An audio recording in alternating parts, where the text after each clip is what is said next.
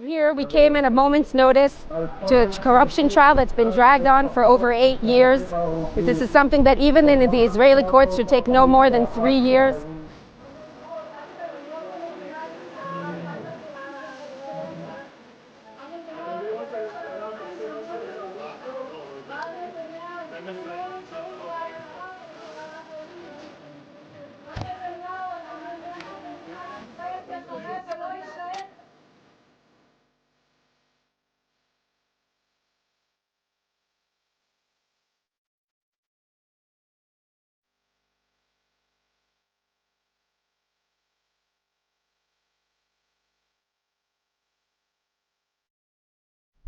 Di koridor kekuasaan Tel Aviv, aroma kejatuhan Netanyahu semakin tercium dengan jelas. Pemimpin Israel tersebut kini sedang menghadapi masa-masa sulit di akhir kekuasaannya. Pemimpin Israel ini harus menghadapi upaya penggulingannya dari kursi kepemimpinan Perdana Menteri tersebut. Dua musuh lamanya yaitu Naftali Bennett dan Yair Lapid berkoalisi demi memperebutkan pengaruh di Israel. Selain itu, Netanyahu juga harus menghadapi permasalahan internal di pemerintahannya. Kasus korupsi yang menjerat hingga hilangnya kepercayaan terhadap Netanyahu membuat kredibilitas Netanyahu semakin menurun. Apalagi setelah kekalahan demi kekalahan dalam perang melawan Iran, membuat Netanyahu hanya menunggu waktu sebelum digulingkan. Jika kredibilitasnya semakin menurun, maka bisa dipastikan masa jabatannya akan berakhir di akhir tahun ini. Buruknya lagi di tengah kondisi peperangan yang membutuhkan banyak dukungan, negara-negara yang berkoalisi dengannya memilih enggan terlibat dalam konflik. Akankah Netanyahu jatuh dari kursi kepemimpinan PM Israel? Dan bagaimana upaya-upaya yang dilakukan untuk menggulingkan dari kursi kepemimpinannya? Cetak Gol coba merangkum. Rakyat Israel dan oposisi berkoalisi siap kudeta Netanyahu dari kursi PM Israel sebagai berikut. Kekuasaan Benjamin Netanyahu di Israel tinggal menghitung bulan. Naftali Bennett dan Yair Lapid, dua nama itu bukanlah nama yang asing di telinga para pengamat politik Israel. Dua tokoh itu merupakan dua rival terbesar Perdana Menteri Israel, Benjamin Netanyahu. Bukan hanya itu saja, baru-baru ini dua tokoh berpengaruh tersebut menyatakan berkoalisi dan akan menggulingkan Netanyahu dalam pemilu mendatang. Naftali Bennett sendiri merupakan tokoh berhaluan kanan dan Yair Lapid berhaluan tengah. Melalui pernyataan pada hari Minggu lalu, mereka mengumumkan koalisi partai dengan jargon Bennett 2026 and he is a future. Aliansi tersebut dikabarkan akan menyatukan oposisi yang terpecah belah dan memiliki sedikit kesamaan, selain permusuhan mereka terhadap Netanyahu. Secara terang-terangan, kantor Bennett menyatakan bahwa partai baru yang didirikan akan dipimpin oleh Bennett. Sebagai informasi, berdasarkan laporan per April 2026, partai yang didirikan oleh Naftali Bennett dan Yair Lapid ini diberi nama Beyahat. Jika diartikan dalam bahasa Indonesia, partai ini berarti bersama. Bennett menyatakan bahwa ia sangat senang pada malam ini bersama teman saya.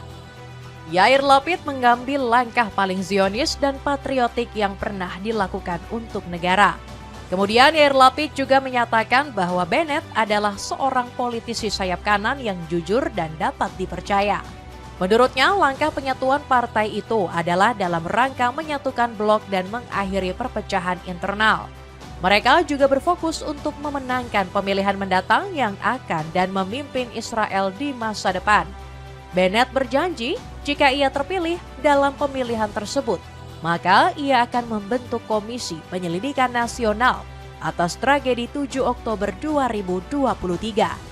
Tragedi itu sendiri merupakan sebuah peristiwa yang mengarah pada serangan Hamas terhadap Israel yang seringkali ditolak oleh pemerintahan Netanyahu. Tragedi itu seolah-olah menjadi luka lama Israel akibat kekurangan informasi mengenai serangan yang dilakukan oleh Hamas. Kejadian itu juga menjadi pukulan hebat bagi pemerintahan Netanyahu karena telah gagal melindungi rakyatnya. Bukan hanya berniat membuka kasus lama, Lapid dan Bennett juga diketahui menjadi kritikus yang vokal dalam menyuarakan penenangan mengenai perang melawan Iran. Mereka berdua bahkan sempat menyebutkan jika gencatan senjata 2 minggu yang pernah disepakati Netanyahu dengan Iran adalah sebuah bencana politik. Bergabungnya mereka dalam satu koalisi ini sebenarnya bukanlah kali pertama yang mereka lakukan. Sebelumnya mereka juga mampu mengakhiri masa jabatan Netanyahu yang berlangsung sejak 12 tahun berturut-turut dalam pemilihan umum 2021. Namun koalisi pemerintahan mereka sebelumnya hanya bertahan 18 bulan saja. Koalisi tersebut memang masih belum menemukan kesamaan visi pada awalnya. Naftali Bennett ini sendiri sebenarnya merupakan mantan sekutu dekat yang menjadi Menteri Pertahanan di bawah Netanyahu. Ia dianggap berkhianat setelah membentuk koalisi perubahan pada tahun 2021. Koalisi tersebut bertujuan untuk menggulingkan Netanyahu dari jabatan Perdana Menteri. Bukan hanya itu saja, Netanyahu juga harus menghadapi konsekuensi dari mundurnya Menteri Perang Israel. Kementerian tersebut ketika itu dipegang oleh Benny Gantz. Alasan dari mundurnya ia diketahui akibat ketidaksetujuan atas cara Netanyahu menangani perang yang dinilai menghalangi kemenangan Israel. Pukulan bertubi-tubi terhadap Netanyahu ini semakin diperparah dengan adanya konflik melawan Iran. Negara yang awalnya diremehkan tersebut ternyata mampu memberikan perlawanan sengit. Bukan hanya perlawanan sengit saja, Iran bahkan menjadi lawan yang hampir mustahil untuk dikalahkan. Padahal Israel sudah bersekutu dengan Amerika Serikat. Rudal dan bom canggih dikerahkan, namun belum terlihat tanda-tanda kemenangan Israel. Justru peperangan tersebut membuat Amerika dan Israel rugi besar. Kondisi ini menggambarkan bahwa Israel di bawah kepemimpinan Netanyahu semakin mengalami kekalahan. Negara tersebut terjebak dan tidak mampu mengakhiri peperangan yang berlarut-larut tersebut. Bahkan setelah dilakukan berbagai gencatan senjata, Iran masih enggan untuk menyerah. Mereka bahkan memberikan balasan kebijakan yang membuat Amerika dan Israel semakin terpojok. Israel dan Netanyahu semakin terdesak dan bukan tidak mungkin akan mengalami kekalahan. Apalagi setelah penyerangan yang dilakukan Iran dan sekutunya membuat kerusakan di Israel sangat berbeda. Setiap hari Israel dihujani dengan ribuan drone dan rudal Iran. Mereka juga harus menghadapi kiriman roket dan proyektil dari Hezbollah di Lebanon. Baru-baru ini bahkan mereka menerima pukulan hebat dari kelompok Houthi di Yaman. Kekalahan Israel dan Netanyahu semakin terlihat dan tidak terhindarkan. Iran akan keluar sebagai negara yang memenangkan perang tersebut. Kegagalan Netanyahu dalam tragedi 7 Oktober hingga konflik melawan Iran membuat kredibilitasnya hancur. Bahkan banyak pihak menduga pada pemilihan umum berikutnya besar kemungkinan jika Netanyahu akan kalah. Apalagi beberapa waktu yang lalu Netanyahu sempat diterpa isu mengenai kesehatannya yang memburuk. Ia diketahui baru menjalani operasi kanker prostat. Meskipun ia mengklaim bahwa sudah sembuh dan sudah menjalani perawatan, tetap saja potensi kesehatan tersebut menjadi salah satu pertimbangan kekalahannya dalam pemilihan umum. Kini nasib kekuasaan sang baby berada di ujung tanduk, ia hanya tinggal menunggu kekalahan. Skandal beracun buat kredibilitas Netanyahu hancur. Tekanan demi tekanan membuat Netanyahu semakin pusing 7 keliling. Saat ini ia juga diketahui sedang menghadapi permasalahan hukum yang tidak sedikit. Kasus pertama yang berkaitan dengan Netanyahu adalah kasus mengenai skandal korupsi yang menjeratnya. Kasus korupsi itu merupakan kasus korupsi 1.000, 2.000, dan 4.000. Kasus-kasus ini mencakup penyuapan, penipuan, hingga pelanggaran kepercayaan. Kasus korupsi 1.000 merupakan kasus gratifikasi yang menjerat Netanyahu dan istrinya. Kedua, diduga menerima hadiah mewah berupa cerutu dan sampanye. Diperkirakan kedua benda itu bernilai ratusan ribu dolar yang didapatkan dari pengusaha kaya seperti Arnon Milchan. Benda-benda itu diberikan sebagai imbalan atas bantuan politik dan kebijakan Netanyahu. Pada kasus korupsi 2000, Netanyahu diketahui melakukan kesepakatan media Hal ini berkaitan dengan dugaan kesepakatan timbal balik dengan Arnon Moses, penerbit surat kabar Yediot Ahronot. Kasus tersebut memberikan Netanyahu hak untuk menyiarkan pemberitaan positif mengenai dirinya, sehingga di Israel tidak ada berita negatif yang menyoroti pemerintahannya. Banyak pihak menilai tindakan ini adalah salah satu bentuk pelanggaran dalam dunia jurnalistik. Jahatnya lagi, Netanyahu memberikan imbalan berupa kebijakan yang menguntungkan media tersebut. Ia juga melakukan pembatasan terhadap media-media pesaing dari surat kabar Yediot Ahronot. Ini adalah bentuk dari pembungkaman pers di Israel. Pada kasus 4.000 ini merupakan kasus terberat yang dijalani oleh Netanyahu. Kasus ini memberikan tuduhan kepada Netanyahu bahwa ia telah memberikan keuntungan regulasi kepada pengusaha telekomunikasi Shaul Elovitch. Shaul Elovitch sendiri diketahui merupakan orang yang memiliki situs pemberitaan bernama Walla. Kasus ini juga memberikan Netanyahu keuntungan untuk memberitakan pemberitaan positif bagi dirinya. Kasus-kasus ini merupakan kasus yang masih menjerat Netanyahu hingga hari ini.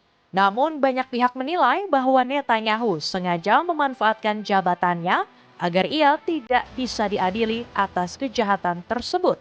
Ia diduga sengaja membuat sidang-sidang tersebut tidak bisa berjalan dengan cepat. Kasus kedua yang membuat reputasi Netanyahu semakin runtuh adalah pengajuan permohonan ampunan kepada Presiden Isaac Herzog. Netanyahu tanpa rasa malu meminta pengampunan atas kasus-kasus korupsi yang menjeratnya, tanpa mengakui kalau ia telah melakukan korupsi tersebut. Bahkan ia juga menyampaikan bahwa langkah ini sebagai dalih untuk memulihkan persatuan nasional. Ia menilai bahwa sidang berlarut-larut membuat Israel terpecah belah. Persidangan di muka umum dianggap sebagai upaya memicu perdebatan sengit di masyarakat. Netanyahu juga beralasan bahwa diperlukan upaya untuk mengakhiri persidangan yang dia anggap sebagai kudeta politik pihak lawan. Kasus Netanyahu ini sendiri memang memicu perdebatan sengit di masyarakat. Masyarakat terpecah belah dan memiliki pandangan yang berbeda. Terdapat kelompok yang menilai bahwa kasus ini sebaiknya dihentikan dalam rangka menghindari perpecahan. Namun terdapat pula respon lainnya yang menyatakan bahwa kasus tersebut harus mendapatkan proses hukum. Banyak pihak menilai jika Netanyahu menghindari proses hukum itu, artinya ia sama saja dengan menghindari tanggung jawab. Kasus-kasus yang menimpa Netanyahu ini seringkali mendapatkan gelombang protes dari masyarakat, terutama apabila kasus tersebut berkaitan dengan tuntutan pembebasan sandera perang. Banyak pihak keluar yang menuntut agar Netanyahu mengundurkan diri dari kursi Perdana Menteri. Mereka menuntut pembebasan sandera Hamas dan menghentikan perang. Selain masalah sandera, gelombang protes ini juga berkaitan erat dengan kasus hukum dan korupsi yang menjerat Netanyahu tadi. Tuntutan dan tekanan publik kepada Netanyahu ini bisa dikatakan cukup besar. Diperkirakan ada 70% warga Israel yang menuntut agar Netanyahu turun dari jabatannya.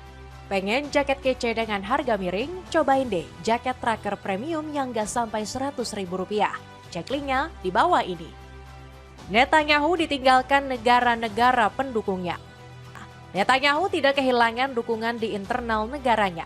Ia juga kehilangan dukungan dari negara-negara koalisinya. Misalnya pada kasus lobi pro-Israel di Amerika Serikat yang mulai menghadapi perlawanan akibat pergeseran opini publik dan kelelahan politik. Kondisi ini membuat munculnya perdebatan mengenai bantuan militer dan kebijakan luar negeri.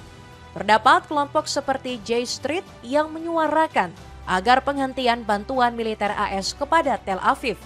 Ada kelelahan yang semakin terasa ketika kalangan politisi dan publik Amerika berkomitmen tanpa syarat terhadap kebijakan Israel.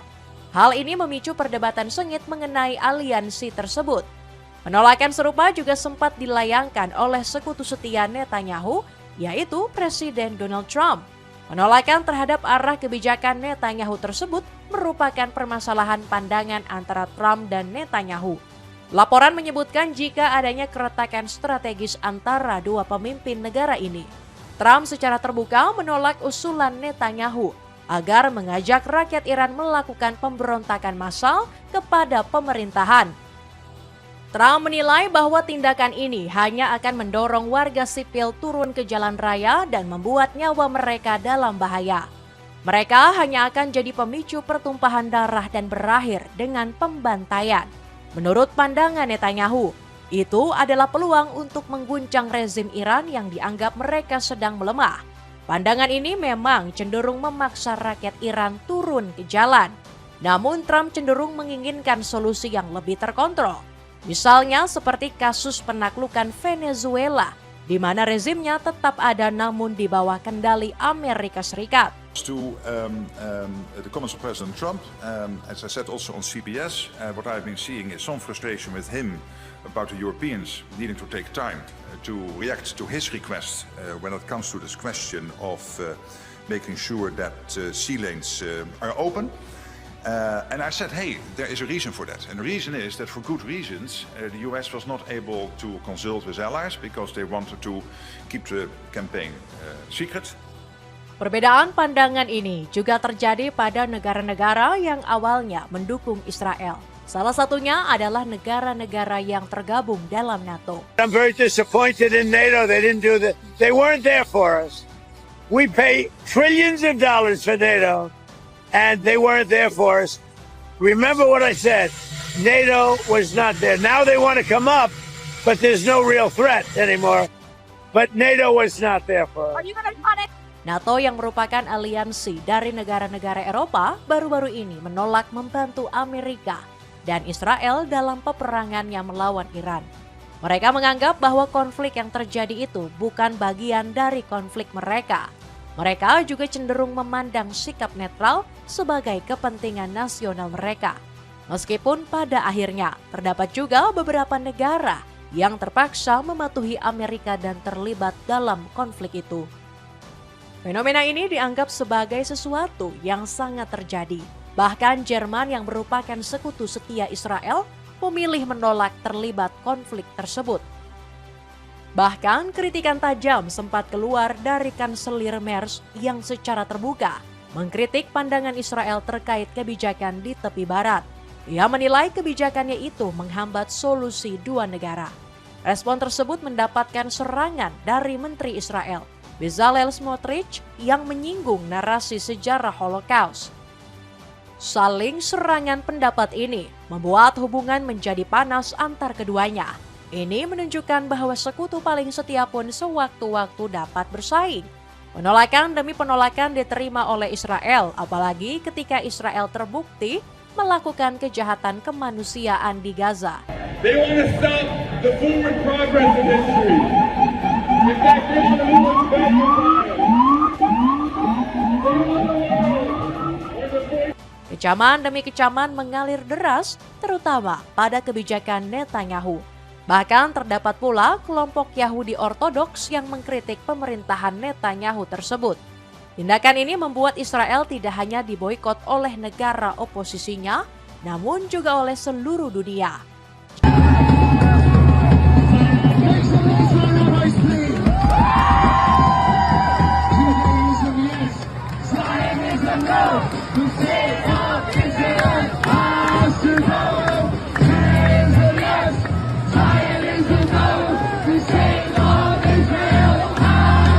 Jika kondisi terus berlanjut seperti ini, Netanyahu akan kehilangan dukungannya dan dipastikan akan mengakhiri masa jabatannya di akhir tahun ini. Dapatkan sendal anti-slip dari Muzi yang kini turun harga menjadi 36.000 saja. Buruan check out sekarang. Itulah ulasan rakyat Israel dan oposisi berkoalisi siap kudeta Netanyahu dari kursi PM Israel. Akankah kondisi perpolitikan membuat Netanyahu gagal memperoleh kursi kepemimpinannya lagi? Dan sejauh mana kasus-kasus Netanyahu membuat gagal meraih kursi PM Israel? Coba tulis pendapatmu di kolom komentar di bawah ini.